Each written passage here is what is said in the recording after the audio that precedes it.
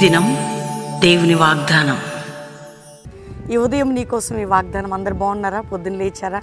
వ్యక్తిగత ప్రార్థన, Bible study ఇవన్నీ మీకు ఉండాలి. అంతేకాక నిన్న చక్కటి మీటింగ్ కడపలో జరిగింది. ఈరోజు రెండో రోజు. దేవునికి మహిమకరంగా పరిశుద్ధాత్మ దేవుడు నీ కుటుంబాన్ని దర్శిస్తున్నాడు, నీ బిడ్డలను దర్శిస్తున్నాడు, నీ జీవితాన్ని దర్శిస్తున్నాడు, నిన్ను ప్రేమిస్తున్నాడు. ఈరోజు నీ స్థితి ఎలా ఉన్నా ఆయన నిన్ను విడవడి ఎడబాయడు. నీ కష్టకాలంలో, దుఃఖ సమయాల్లో, చింత వేదనలో ఆయన నీతో ఉంటాడు.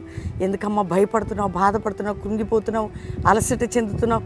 ఆయన ప్రేమ నిన్ను విడవదనే విషయాన్ని మాట్లాడుతూ ఈరోజు ఇంకా నువ్వు దేవునికి సమీపంగా రాకపోతే నీ హృదయాన్ని, నీ జీవితాన్ని యేసుకు సమర్పించుకో.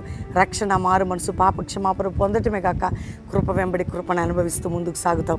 ఒకటే ఒక మాట నేను చదువుతున్నాను, జాగ్రత్తగా విందాం. 147వ కీర్తన అద్భుతమైనటువంటి మాట, 13వ వచనం. ఆయన నీ గుమ్మముల గడియలను బలపరిచి ఉన్నాడు, నీ మధ్యన నీ పిల్లల్ని ఆశీర్వదించి ఉన్నాడు. నీ గుమ్మము గడియలట బలపరిచాడట.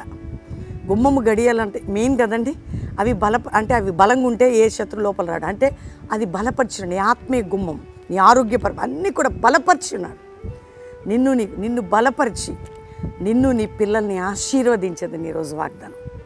ధైర్యంగా ఉండు. నిన్ను బలపరిచి నిన్ను నీ కుటుంబంని ఆశీర్వదించదని. ఎంత మంచి మాట అండి. ధైర్యంగా ఉండండి. వాగ్దానాన్ని ఎత్తిపట్టి ప్రార్థన చేయండి. మాట వినండి. ప్రభుకు లోబడండి. దేవుని ప్రేమించండి. దేవుని హత్తుకోండి. వాగ్దానాన్ని నోటితో వల్లించి మీరు ప్రార్థన చేయండి.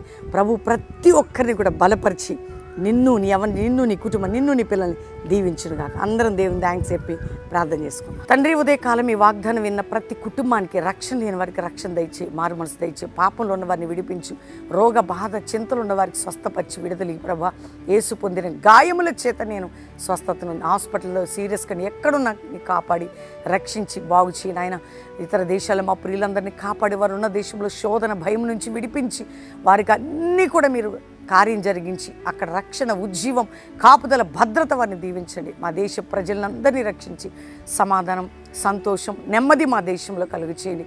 క్రైస్తవ సమాజంలో రక్షణ కార్యం, నెమ్మది కార్యం, ఐక్యత, పరిశుద్ధాత్మ నడిపింపు, సేవకుల సంఘాల సేవకురాల మధ్యలో, కుటుంబాల మధ్యలో మీరు దయచేయండి అయ్యా. ఈరోజు ఎంతమంది బిడ్డలు నలిగి విరిగి కృంగి ఉన్నారు, లేవనెత్తి విడిపోయిన కుటుంబాలు కట్టి, జాబ్ లేని వారికి జాబ్స్ ఇవ్వడం, గర్భం లేని గర్భాలు తెరువయ్యా.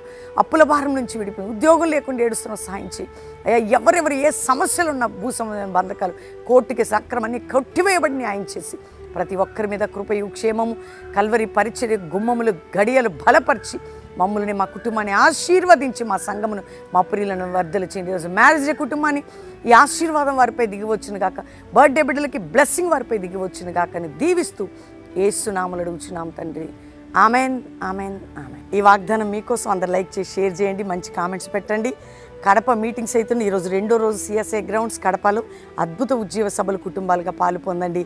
దేవుడు ప్రతి వారి పట్ల ఈ వాగ్దానం నెరవేర్చును గాక. Praise the lord.